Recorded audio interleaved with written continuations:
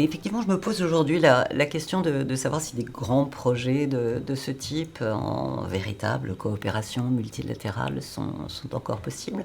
On voit bien la difficulté aujourd'hui à mobiliser sur des grands enjeux globaux qui rejoignent cette conscience planétaire partagée, qu'il s'agisse du changement climatique, qu'il s'agisse de la réflexion éthique sur les dérives que la technologie peut apporter à l'évolution de l'humanité.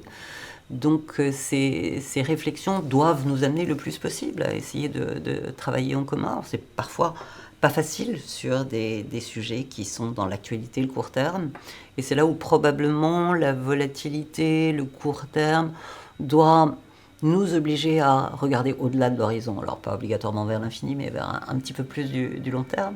C'est par exemple le sujet sur lequel je travaille aujourd'hui à l'Agence spatiale européenne, cette idée de se dire nous allons expandre notre humanité sur d'autres surfaces planétaires que notre berceau, comme aurait dit Tsiolkovsky, qui est la Terre, le berceau de notre humanité.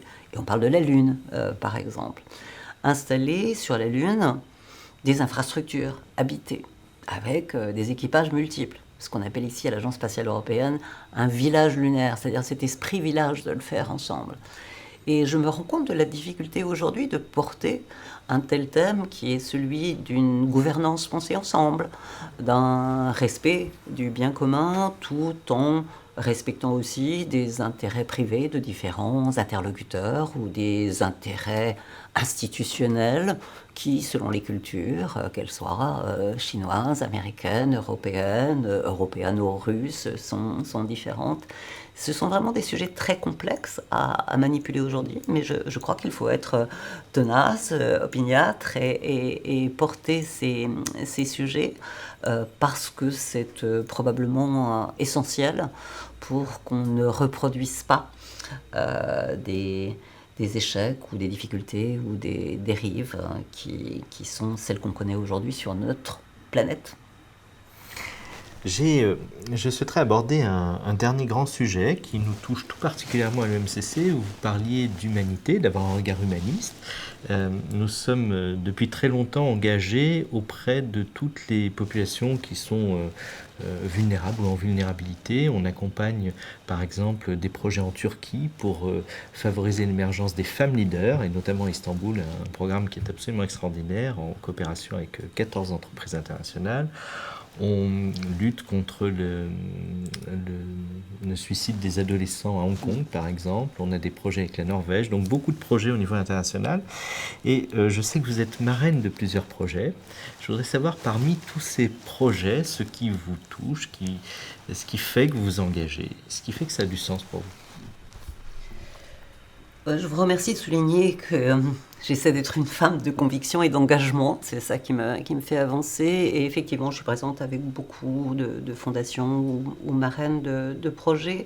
Alors peut-être avec deux thèmes principaux qui sont celui de l'accompagnement de la jeunesse et de l'éducation.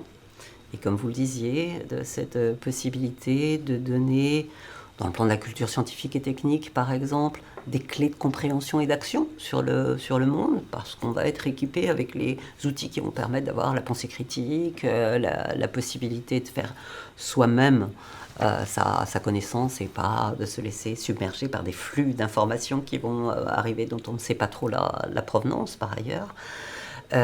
Donc la jeunesse et son éducation. Parce que, évidemment, il faut se poser la question, quelle planète allons-nous laisser à nos enfants? Mais moi, je renverse souvent la question pour dire, mais quels enfants allons-nous laisser à notre planète? Donc le thème de l'éducation est pour moi un thème majeur. Et puis le deuxième thème est celui où la chance que j'ai eue, le privilège de faire des missions spatiales m'ont amené à être quelque part un modèle pour les femmes qui me témoignent de ce que j'ai pu leur apporter de l'estime d'elles-mêmes, de confiance pour se projeter sur un avenir et de prendre des responsabilités. Donc effectivement, les femmes, la présence des femmes, qui est aujourd'hui bien évidemment pas encore à l'équilibre tel qu'on pourrait la souhaiter. C'est d'autant plus dommageable qu'on est dans une situation de complexité qui nécessite de mettre ensemble tous les talents et toutes les intelligences. Et la moitié du pool des talents, et ce sont des talents féminins, bien évidemment.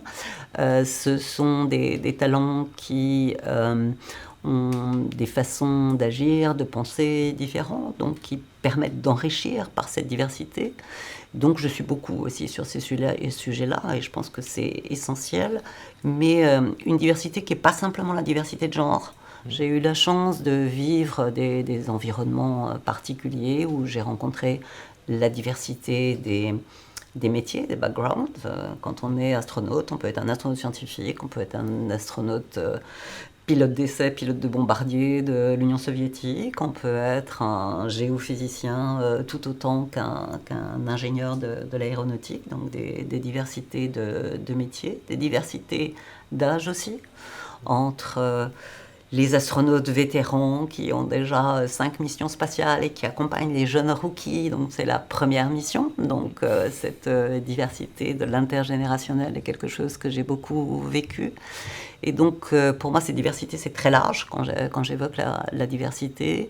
Et puis, une diversité qui soit une diversité inclusive. Parce qu'après, en étant rôle modèle de femme, il ne s'agit pas de mettre au premier rang d'assistance une brochette de femmes ou une brochette de profils neurocognitifs différents. Il faut que ce soit inclusif pour être vraiment enrichissant. Donc, ce sont 2 thèmes sur lesquels je pense pouvoir apporter. Je me mobilise.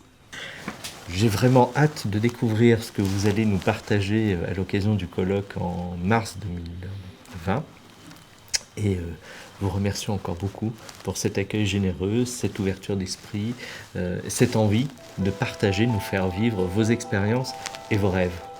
Merci beaucoup, Claudie. Merci à vous.